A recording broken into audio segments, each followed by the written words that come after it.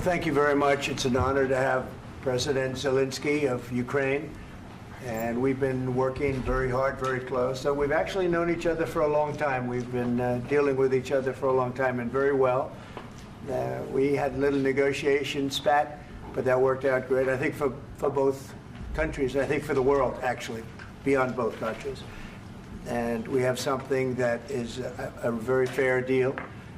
And we look forward to getting in and digging and working and getting some of the rare earth. But it means we're going to be inside, and it's a big commitment from the United States, and we appreciate working with you very much. And we will continue to do that. We have had some very good discussions with Russia. I spoke with President Putin, and we're going to try and bring this to a close. It's something that you want and that he wants. We have to negotiate a deal, but we've started the confines of a deal, and I think something can happen. The big thing is the number of soldiers, mostly at this point, but soldiers being killed. You're losing thousands of soldiers. So on both sides, we're losing a lot of soldiers, and we want to see it stop, and we want to see the money get put to different kinds of use, like rebuilding, and we're going to be working very hard. But we've had a lot of very good conversations. I will say until we came along, the Biden administration didn't speak to Russia whatsoever. They didn't speak to anybody. They just allowed this to continue. And I will say that, I'll say in front of you, you've heard me say it 1,000 times, if I were president, this war would have never happened. We would have had a deal negotiated for you without having to go through what you've gone through. But your soldiers have been unbelievably brave. We've given them great equipment, but somebody has to use the equipment. They've been unbelievably brave, and we give them great credit. This was supposed to be over very quickly, and here we are 3 years later. So I give tremendous credit to your generals and your soldiers and yourself, in the sense that it's been very hard fighting, very tough fighting. They're great fighters, and you have to be very proud of them from that standpoint. But now we want to get it over with. It's enough, right? We want to get it over with. So it's an honor to have you here. Thank you very much for coming. We're going to sign the agreement at the conference in the East Room in a little while, right after lunch. And we'll be having lunch together. We're also discussing some other things, and we appreciate everybody being here. It's somewhat of an exciting moment, but the really exciting moment is when they stop the shooting and we end up with a deal. And I think we're fairly close to getting that, and an honor to have you. And please, you'd like to say something? Yeah, thank you so much, Mr. President. Thank you for the invitation. And really, I hope that this first document will be first step to real security guarantees for Ukraine, our people, our children. I really count on it. And of course, we count that America will not stop support. Really, for us, it's very important to support and to continue it. I want to discuss it with details further during our conversation, and of course, the infrastructure or security guarantees. Because for today, I understand what Europe is ready to do. And of course, I want to discuss with you what the United States will be ready to do. And I really count on your strong position to stop Putin. And you said that enough with the war. I think that is very important, Ben, to say these words to Putin at the very beginning of war, because he is a killer and terrorist. But I hope that together we can stop him. But for us, it's very important to, to save our country, our values, our freedom and democracy, and of course, no compromises with the killer about our territories. But it will be later. And of course, what I wanted, we spoke about it by phone with you about the drones production. We have very good drones production. I think the best one in the world for today because of the war.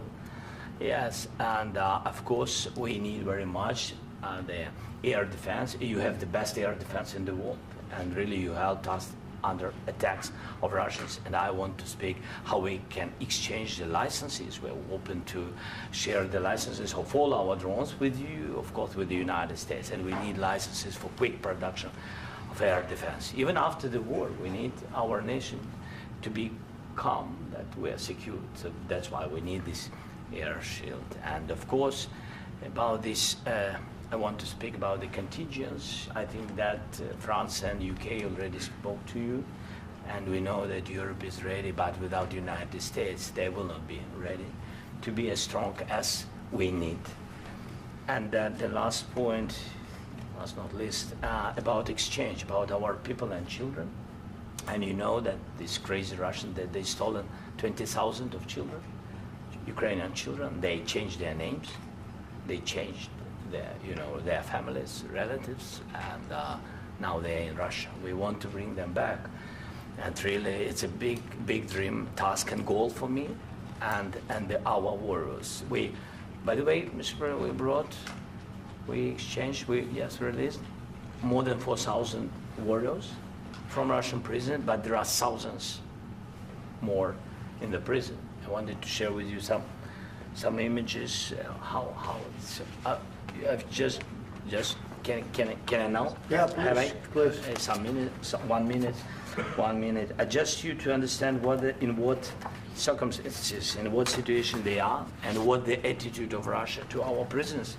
That guys, just you before and after. And you see before and after, just you to understand. Now thousands of such guys, ladies and men, there, and that, so they don't eat, they beat them, and they, they do a lot of, bad things. So out of, even during the war, there are rules. Everybody knows there are rules during the war. So these guys, they don't have any rules. You see that 50, 60 kilograms left, and a lot of such things. And I didn't want to show you what the changes with images of children, because I will just share with you. And I mean, it's looking tragic. Yep, that's tough stuff. Yeah, I wanted very much to give you, and you see. Yeah. This is pastor, by the way. They stolen pastors because it's not Russian church. They stolen pastors and moved pastors to the prison. At the end of last year, we brought 3 pastors, and we could exchange them. And this is pastor, you see. Yeah, that's tough.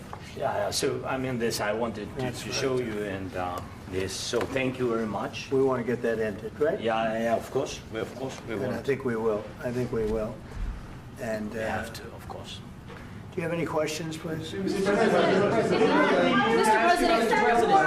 Thank you, Mr. President. With how much money is the U.S. going to put into the fund that is being created today, and how does this provide long-term security for Ukraine?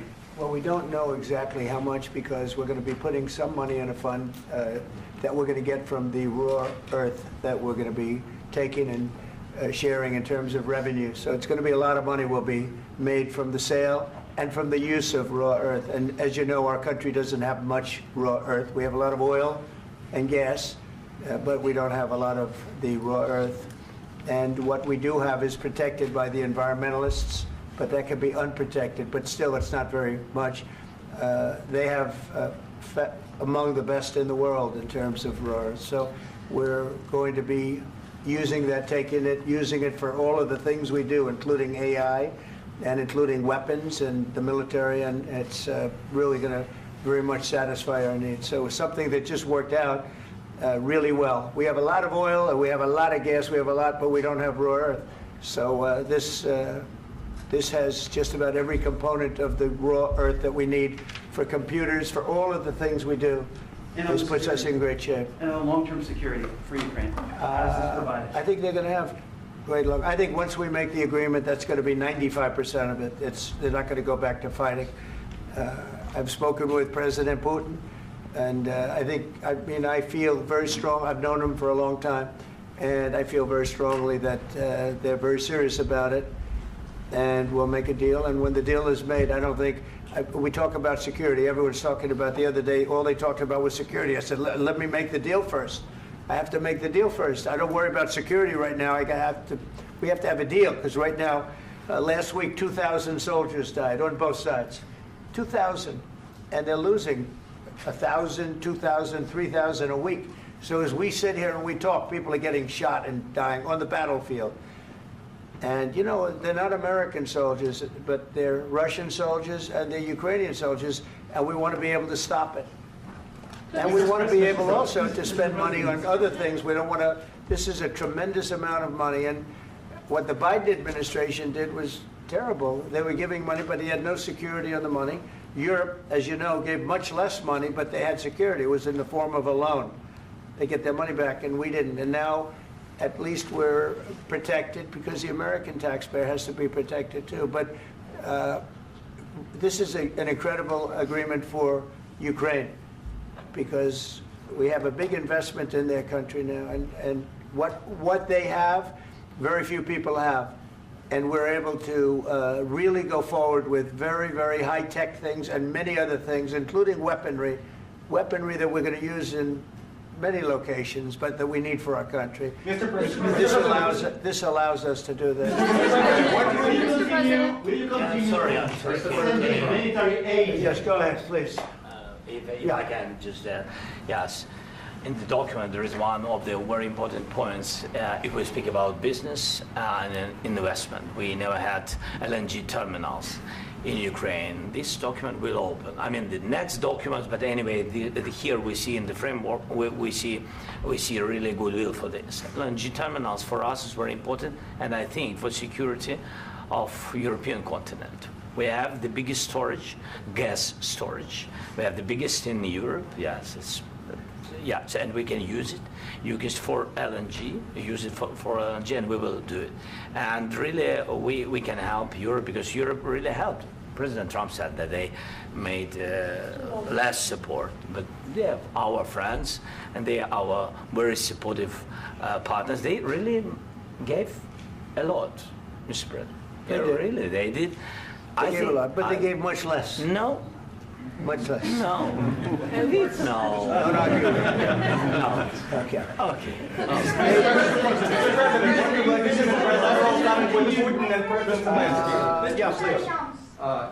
Mr. President Trump, you have repeatedly called the deal with Ukraine as a historical one. And as a President of the United States, you make historical decisions in other issues which affect America and other world. So what place in the world history do you want to take? And do you associate yourself with any famous historical figures?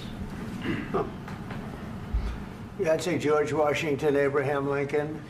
I would say I'm far superior to George Washington and Abraham Lincoln. Now, you know I'm only kidding, right? Because when I say that, the fake news is going to go wild. They're going to say he considers himself to be better than Washington. But you never know. You never know. I don't compare myself to anybody. I'm here to do a job. We've had a great 35 days or whatever it might be, a month, a little more than a month. We've accomplished tremendous amounts. Not only this would be a very great achievement if we could get the war stopped and get them back to normalization. I think that's going to happen. We've had very good talks on both sides, as you know. But I think we've done a very good job, just generally. If you look at all of the things we've done in 30 days, they're saying there's never been a opening for a president. The first month, there's never been a first month like we've had. And this is one of the very important things. This, to me, is one of the most important things because we have tremendous death taking place as we speak, and I don't want to have that. You know, think of the parents, whether they're in Russia or Ukraine, think of the parents of all these people being killed needlessly. They came to our territory. Should have never started. This would have, if I were president, this would have never started. Mr. President, where has out your conviction? Mr. President, will you continue sending military aid to Ukraine after the U.S. signs this agreement with Ukraine? Yeah, we're going to be continuing. President Zelenskyy, do you feel like the U.S. is on your side, that the President Trump is on your side at this moment? Right. What do you think? He wants to know, do you think that, sort of a stupid question. I guess we wouldn't be here if I wasn't. I think that the United States on our side from the very beginning of occupation, and I think that President Trump on our side, and of course, I'm sure that the United States President will not stop support. This is crucial for us. It's important for us. Yes.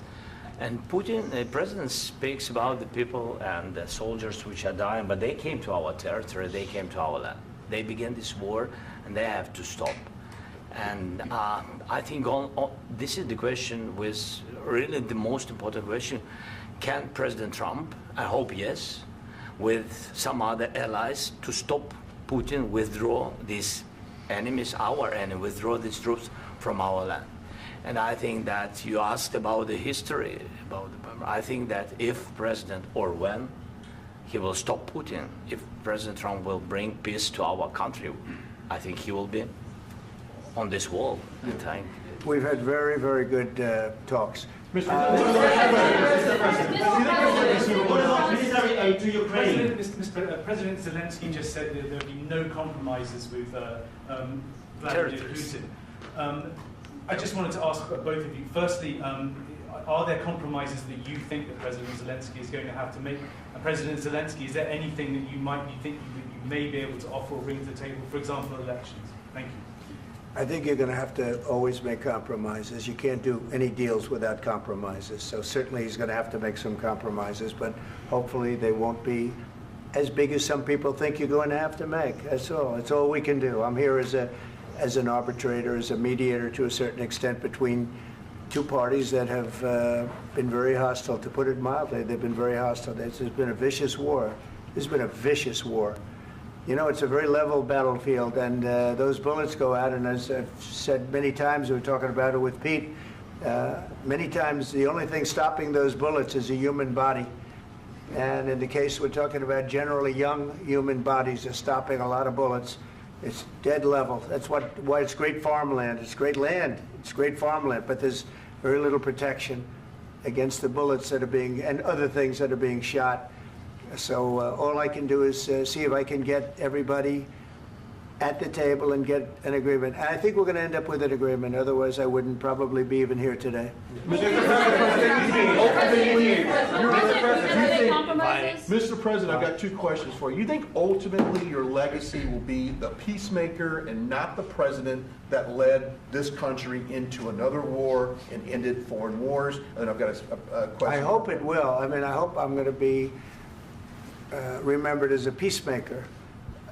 This would be a great thing if we could do this. I'm doing this to save lives more than anything else. Second is to save a lot of money, but I consider that to be far less important. So I hope I'm going to, thank you, Brian, for that question. It was a nice question. I hope I'll be known and recognized as a peacemaker. This would be a great thing to solve. This is a very dangerous situation. You know, this could lead to a third world war. This was headed in the wrong direction.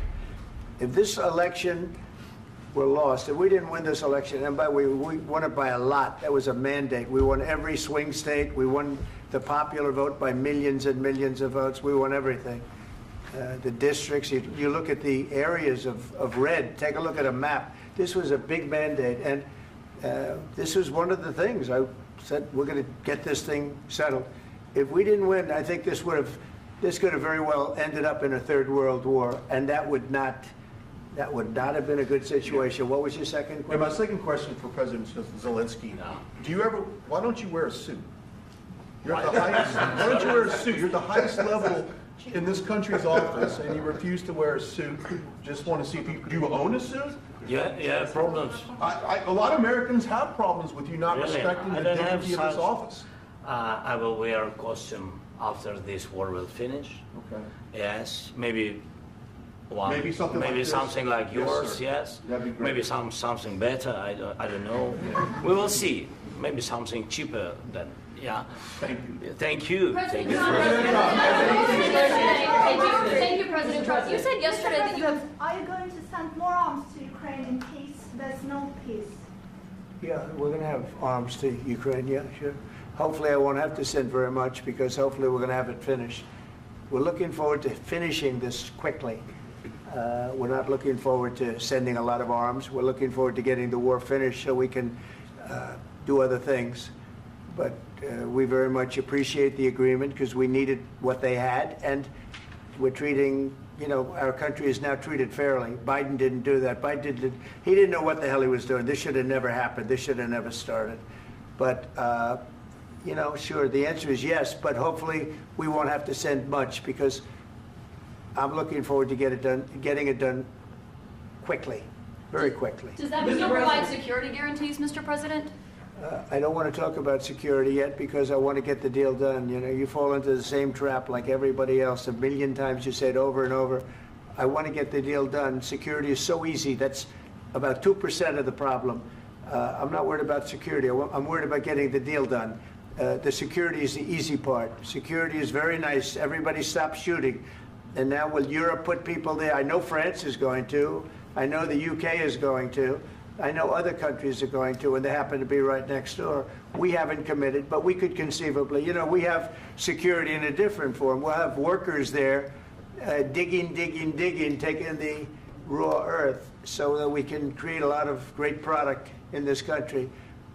So in that sense, you have something, but we haven't determined that yet. I will say, in speaking to France and in speaking to, and they were here, as you know, last week and just the other day, they have committed to a lot of security. I don't think you're going to need much security. I think once this deal gets done, it's over. Russia's not going to want to go back, and nobody's going to want to go back. When this deal ends, I really believe this deal is going to be over. Question? Yeah, please go ahead. Thank you. Go ahead. Thank you, sir. Yeah. Mr. President, thank you. You had Mr. Macron and Keir Starmer at the White House this past week, both of whom praised your courage and conviction to lead the pathway towards peace. Yes. Part of that involved, though, re-engaging Russia in diplomatic relations, something that previous leaders lacked the conviction to do so. What gave you the moral courage and conviction to step forward and lead that? Well, I love this guy. Who are you with? One American News, sir. Well, that's why I like him. One American News does a great job. I like the question.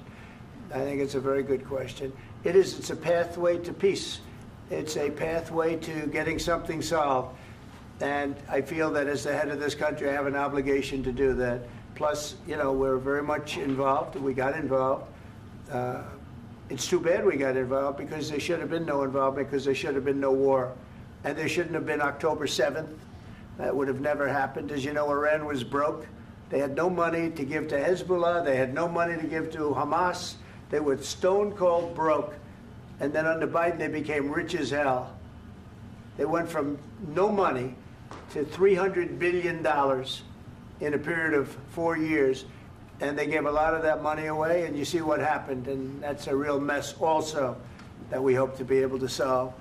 But no, I appreciate your question very much. I feel I have an obligation to try and do something to stop the death.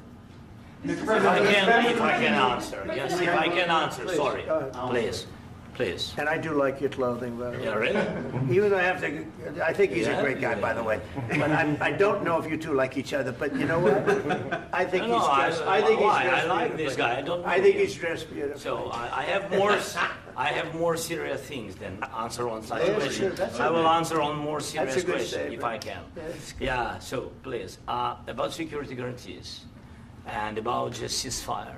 We can't just speak about ceasefire and speak and speak. It will not work. Just ceasefire will never work, because I'm like a president. I have this experience, and not only me. Ukraine before my presidency, from the 2014, Putin broken 25 times. 25 times he broken his own signature. 25 times he broken ceasefire. But he never broke to me. He never broke to me. No, you were the president. You were the president during. He never broke to me. In 2016, you've been the president, Mr. President. You've been the president, but he had, of course, not with you, but he had during those periods. He had conversations with our side, and we had Normandy format. You know, the France, Germany, Ukraine, and Russia, and he broken 25 times. That's why we will never accept just ceasefire. It will not work without security guarantees. Security guarantees, maybe President is right about this document and other, but this document is not enough. Strong army is enough, because his soldiers afraid, Putin's soldiers afraid of our soldiers when we're strong enough. If we are not strong enough, if we are empty, if our storage is empty, we can't defend our land. Today, you know, he knows that we have, all the world knows that we have meeting, yes? Why he's using ballistic? Putin today using ballistic on our hospitals, schools, and etc. Ballistic. So he knows that we are here and that President Trump is really have goodwill to stop this war. And you hear now the president. So why he's using? So he doesn't want to stop. He doesn't want. But I hope that we will do it. Really, we'll do it. Security. When we speak about security guarantees, when the Europeans are ready for contingents, they need USA backstop.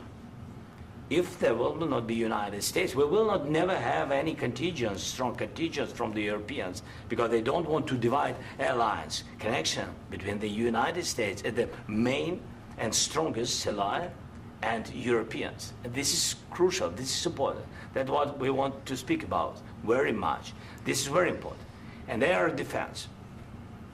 So air defense, really, we have big deficit with all these systems, and we need to provide this. We need it very much. Otherwise, Putin will never stop, and will go further and further. He doesn't want. He hates us. You know, it's not about me. He hates Ukrainians. He thinks that we are not a nation. He thinks, and he shared these thoughts. I think maybe with your team also. I don't know, but with all the Europeans, in media, officially and not, he always said that there is no such country, such nation, such language, and such life like Ukrainian. No, he really doesn't respect all the Ukrainians, and he wants to destroy us. And you are right, Mr. President. That's 2%. This document, maybe other documents, it's a very good start, very good, but it will not enough to stop this person. Should Russia pay to rebuild Ukraine? Mr. President, under these Should Russia pay to I asked rebuild Ukraine? They have to Zelensky pay. this question. He This didn't is like the rule. because This is the rule of because the war. I'm This is sorry. the rule of the war. During all the centuries, all the history, this is the rule of the war. Who began, those pay. Do you agree? This is the rule. Putin began this war. He has to pay all money for innovation. He has to pay. Of course, some Russian assets, what we have in Europe, about 300 billion, we can use them. We can use for innovation and buy military support from the United States also. We can do it, but it's not enough. It's not enough. President Trump, under these circumstances, do you envision a trilateral summit with Putin and President Zelensky? Wait 1 second. I asked this question that you didn't like because I wanted to know if you want to position yourself in the middle between Russia and Yes. Ukraine or on the Ukraine side. No, I'm in the middle. I want to solve this thing. I'm for both. I want to get it solved. And it's wonderful to speak badly about somebody else, but I want to get it solved. If we can solve it, great. If we can't solve it, they're going to have to fight it out, and who knows what's going to happen. But I want to see it get solved. May I follow up? One more question about U.S. troops in Europe.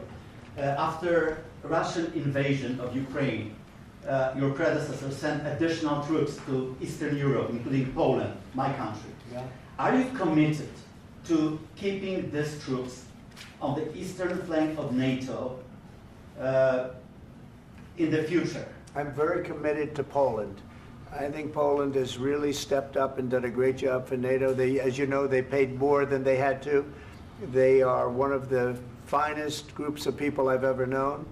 I'm very committed to Poland. What about Baltics? Poland's in a tough neighborhood, you know. What about the Baltics? The Baltics, they got a lot of, it's a tough neighborhood too, but we're committed. We're going to be very committed, and we're committed to NATO. But NATO has to step up, and the Europeans have to step up more than they have. And I want to see them equalize, because they are in for far less than we're in, and they should be at least equal. You understand that? Why is the United States, we have an ocean in between, why is the United States in for so much more money and other things as Europe? With that being said, and as you said, they've also been obviously very helpful, but we have put in far more than they have, and I think they should equalize. Mr. President, Please, go ahead. Ask you about the agreement again today. What changed between the first time that Secretary Bessent gave President Zelensky the agreement and today for the signing? We made a deal. So What was the I'm just- deciding factor? I'm a business person. We made a deal. That's what changed. Along with minerals. I didn't think we were going to make a deal, and We ended up making the deal, so that changed. Mr. President, what and how do you envision a trilateral summit with President Zelensky and Putin? I don't know, under but these well, they circumstances? don't like each other, I can tell you that. Okay? They do not like each other. This is not a love match, and it's unfortunate. That's why you're in this situation. The United States should not have allowed this to happen, okay? The United States, run by a man that didn't know much, I'm going to be very nice, run by an incompetent person, very incompetent person, should never have allowed this to happen. I've stopped wars. I've stopped many wars. My people will tell you, I stopped wars that nobody ever heard about. I stopped wars before they ever started. You can look at some of, I could give you a lot of nations that would tell you right now they were probably going to war. I could tell you right now there's a nation thinking about going to war on something that nobody in this room has ever even heard about. Two smaller nations, but big, still big. And I think I've stopped it. But this should have never happened. Mr. President, Sorry, just a second. About any negotiations. First of all, I want really to tell you, and I think that everybody understands that Ukraine, more than Ukrainians, nobody wants to stop this war. But at the future, any negotiations, it's understandable that two sides of the war, not Russia and the United States, because this is not the war between Russia and the United States. This is war of Russia against Ukraine and Ukrainian people. So these two sides will be at the anyway will be at the negotiation table. Then of course United States, like the strongest partner of the Ukraine, and of course Europe. I think Europe is very important. I want to speak about it with the president. Yes, Europe is very important for us because we really defend Europe for today. All Europeans really recognize that we are defending line, and they have real life, and our people are dying. That's why they helped us. And also, it's about the NATO. Yes, between, like the president said, you have big, nice ocean.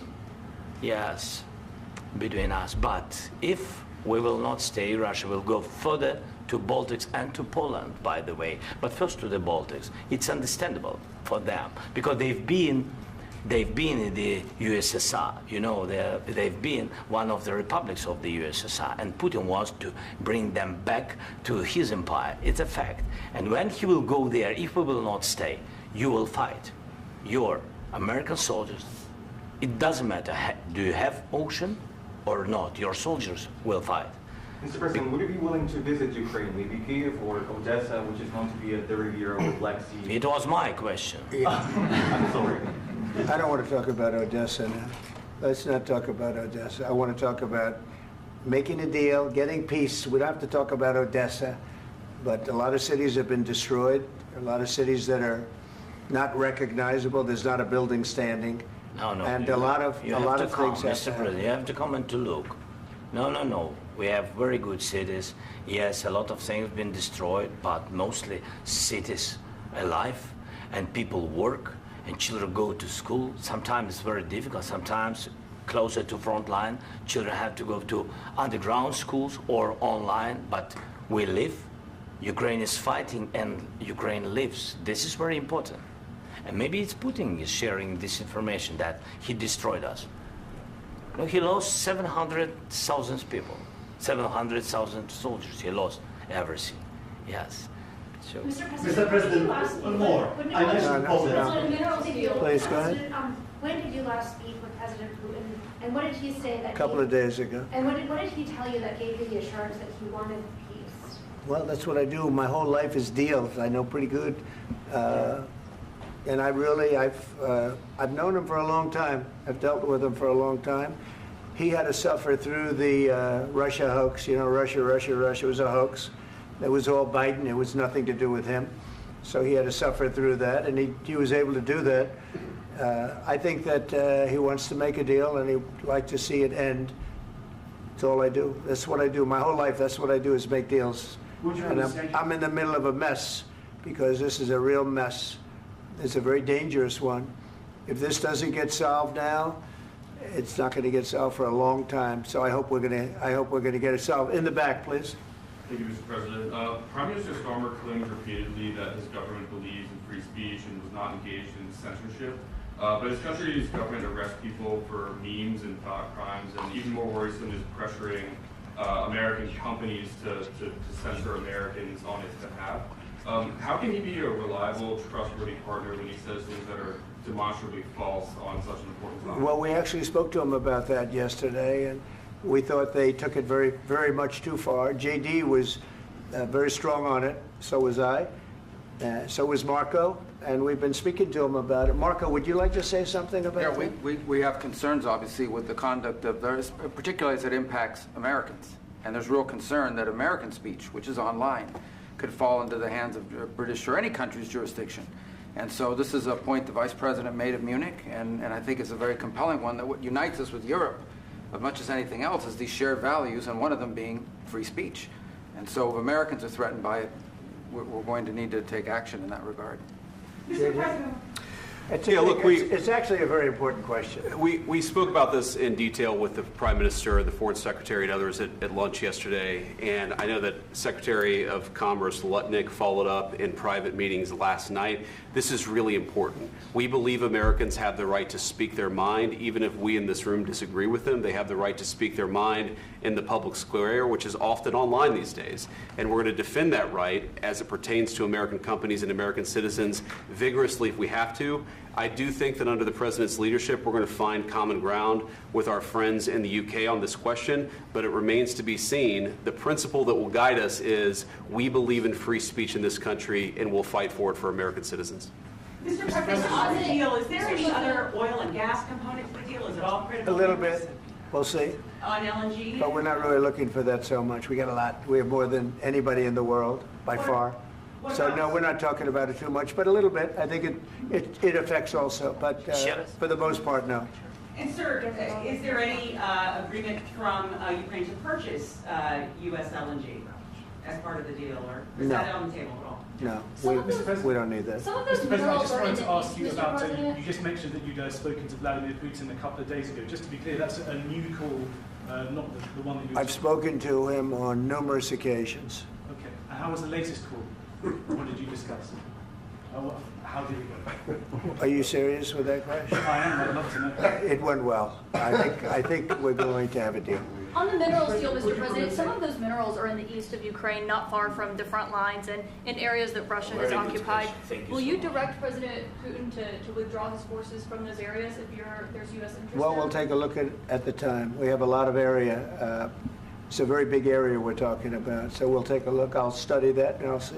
And who would protect those minerals if they are U.S. interests? Would that be Ukrainian forces? They'll be protected. The agreement will protect them.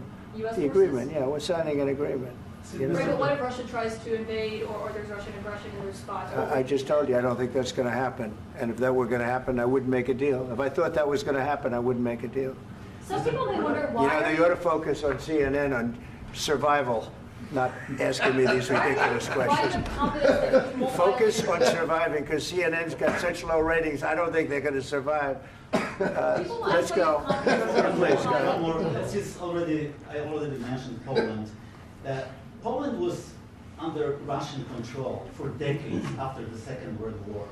When I was a kid, I looked at the United States not only as a most powerful country, richest country in the world, the country that has great music, great movies, great muscle cars, but also as a force for good.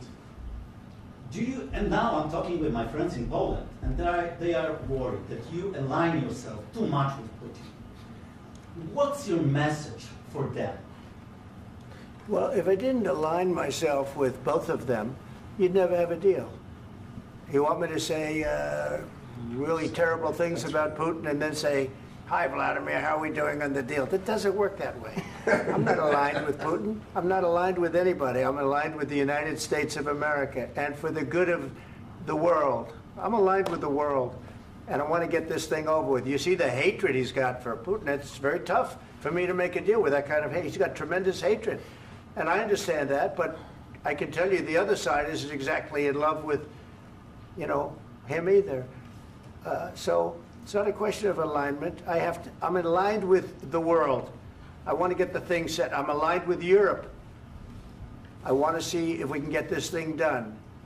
You want me to be tough? I could be tougher than any human being you've ever seen. I'd be so tough. But you're never going to get a deal that way, so that's the way it goes. All right, one more question. Hey, I will respond to this. So look, for 4 years in the United States of America, we had a president who stood up at press conferences and talked tough about Vladimir Putin, and then Putin invaded Ukraine and destroyed a significant chunk of the country. The path to peace and the path to prosperity is maybe engaging in diplomacy. We tried the pathway of Joe Biden of thumping our chest and pretending that the President of the United States' words mattered more than the President of the United States' actions. What makes America a good country is America engaging in diplomacy. That's what President Trump is doing. Can I ask you? Sure. Yeah? Yeah. Okay. So he occupied it, our parts, big parts of Ukraine, part of East and Crimea. So he occupied it on 2014. So during a lot of years, so I'm not speaking about just Biden, but those time was Obama, then President Obama, then President Trump, then President Biden, now President Trump, and God bless, now President Trump will stop him. But during 2014, nobody stopped him. He just occupied and took. He killed people. You know what the contact line? 2015. 2014 2014. and 2015. 2014. Yeah. So I was not here. Yeah, but that's exactly right. Yes, but during 2014 till 2022, yeah, the situation the same. The people have been dying on the contact line. Nobody stopped him. You know that we had conversations with him, a lot of conversation, my bilateral conversation, and we signed with him, me, like a new president. In 2019, I signed with him the deal. I signed with him, Macron and Merkel, we signed ceasefire. Ceasefire. All of them told me that he will never go. We signed with him with gas contract. Gas contract. Yes, but after that, he broken this ceasefire. He killed our people and he didn't exchange prisoners. We signed the exchange of prisoners, but he didn't do it. What kind of diplomacy, JD, you are speaking about? What do you mean? I'm talking about the kind of diplomacy that's going to end the destruction of your country. Yes, but if you Mr. President, with respect, I think it's disrespectful for you to come into the Oval Office and try to litigate this in front of the American media. Right now, you guys are going around and forcing conscripts to the front lines because you have manpower problems. You should be thanking the President for trying to bring an end to this conflict. Have you ever been to Ukraine that you say what problems we have? I have been to. Count once. I've actually watched and seen the stories, and I know what happens is you bring them on a propaganda tour, Mr. President. Do you disagree that you've had problems bringing people into your military? And do you think that it's respectful to come to the Oval Office of the United States of America and attack the administration that is trying to prevent the destruction of your country? A lot of questions. Let's start from the beginning. Sure. First of all, during the war, everybody has problems. Even you, but you have nice ocean and don't feel now, but you will feel it in the future. God bless. You don't know that. God bless. You don't God know bless. that. You will not have a war. Don't tell us what we're going to feel. We're trying to solve a problem. Don't tell us what we're going to feel. I'm not telling you. Because I'm you're in no answering on position this to question. dictate that. That's exactly Remember what this. you're doing. You're in no position to dictate what we're going to feel. You We're going to feel very you will good. Feel influence. We're going to feel very I'm good and telling very you, strong. You will feel influence. You're right now not in a very good position. You've allowed yourself to be in a very bad position, and he happens to be right about it. From the very beginning of the war. You're not in a good position. You don't have the the cards right now. With us, you start having I'm not playing cards. cards. Right now, you don't. I'm very You're playing serious, cards. Mr. President. You're I'm playing very cards. serious. You're I'm gambling the with the president lives in of war. millions of people. You think You're you- gambling with World War III. what you're You're thinking gambling about? with What you're World thinking War about? III. And You- what you're doing is very disrespectful to the country, this country. That's with back all to you. respect to your Far country. more than a lot of people said very they respect. should have. Have you said thank you once? This A lot entire of meeting? times. No, in this Even entire meeting, today. have you said thank Even you? today. You went to Pennsylvania and campaigned for the opposition in October. Offer some words of appreciation for the United States what of you're speaking America about. and the president who's trying to save your country. Please, you think that if you will speak very loudly about the war, you He's can... not speaking loudly. He's not Yeah. speaking loudly. Your country's Can I- in big can I- trouble. Can I Wait a answer? minute. No, Can you've I done a lot answer? of talking. Your country is in big trouble. I know. You're not I winning. know. You're not winning this. You have a damn good chance of we coming are out staying, okay because of Mr. us. President, we are staying in our country, staying strong from the very beginning of the war. We've been alone, and we are thankful. I said thanks You haven't in been this alone. cabinet, You and haven't not been only alone. in this cabinet. We gave you, through I this said stupid president, $350 billion. You voted we gave for you your military president. equipment, You and you voted men for are your brave, president. but they had to use our military. What about West? If you didn't have You our invited military me- equipment, You invited if me you to didn't speak. have our military equipment, this war would have been over in 2 weeks. In 3 okay? days, I heard it from Putin. In 3 days, this is something Maybe new. less. In 2 weeks, of course, yes. It's going to be a very hard thing to do business like this. I Again, tell you. just say thank you. I said a lot of times that there, thank you accept to that- American people. Accept that there are disagreements, and let's go litigate those disagreements rather than trying to fight it out in the American media when you're wrong. We know that you're wrong. But you see, I think it's good for the American people to see what's going on. I understand, sir. I think it's I very understand. important. That's why I kept this going so long. You have to be thankful. You don't have the I'm cards. thankful. You're buried there. Your people are dying. tell you You're again, running low I know. on soldiers. Don't- Listen, don't please, you're running Mr. low on President. soldiers. It would be a damn good thing. Mr. And then President. then you tell us, I don't want a ceasefire. I don't want a ceasefire. I want to go and I want this. Look, if you could get a ceasefire right now, I tell you, you take it so the bullets stop flying and your men stop getting killed. Of course, we want to stop the war. But you're I saying said- you don't want a ceasefire. But I said to you, I want a with ceasefire. guarantees. Because you'll get a ceasefire faster than an agreement. Ask our people about ceasefire, what they think. That wasn't it doesn't with matter me. for you what That what wasn't this with me. means. It That was wasn't with you. a guy named Biden who was not a smart person. This That is was your, with, this that was is with your Obama. president. It was your president. Excuse me. That was with Obama, who gave you sheets, and I gave you javelins. Yes. I gave you the javelins to take out all those tanks. Obama gave you sheets. In fact, the statement is Obama gave sheets and Trump gave javelins. You got to be more thankful, because let me tell you, you don't have the cards. With us, you have the cards. But without us, you don't have any cards. One more question to Mr. Vice President. I'm sorry. It's going to be a tough deal to make, Um, because the attitudes have to change. What if Russia breaks ceasefire? What if Russia breaks peace talks? What do you do then? I understand that it's a heated conversation right now. What are you but saying? what if She's asking, what if Russia Putin breaks the ceasefire? What if anything? What if a bomb drops on your head right now? But they have Okay? broken ceasefire What if they broke it? many I don't know. They broke it with Biden because Biden, they didn't respect him. They didn't respect Obama. They respect me. Let me tell you, Putin went through a hell of a lot with me. He went through a phony witch hunt where they used him and Russia. Russia. You ever hear of that deal? That was a phony Hunter Biden, Joe Biden scam. Hillary Clinton, Shifty Adam Schiff. It was a Democrat scam. And he had to go through that. And he did go through it. We didn't end up in a war. And he went through it. He was accused of all that stuff. He had nothing to do with it. It came out of Hunter Biden's bathroom. It came out of Hunter Biden's bedroom. It was disgusting. And then they said, oh, the laptop from hell was made by Russia. The 51 agents. The whole thing was a scam. And he had to put up with that. He was being accused of all that stuff. All I can say is this. He might have broken deals with Obama and Bush, and he might have broken them with Biden. He did, maybe. Maybe he didn't. I don't know what happened. But he didn't break them with me. He wants to make a deal. I don't know if you can make a deal. The problem is, I've empowered you to be a tough guy. And I don't think you'd be a tough guy without the United States. And your people are very brave. But you're either going to make a deal or we're out. And if we're out, you'll fight it out. I don't think it's going to be pretty, but you'll fight it out. But you don't have the cards. But once we sign that deal, you're in a much better position. But you're not acting at all thankful. And that's not a nice thing. I'll be honest, that's not a nice thing.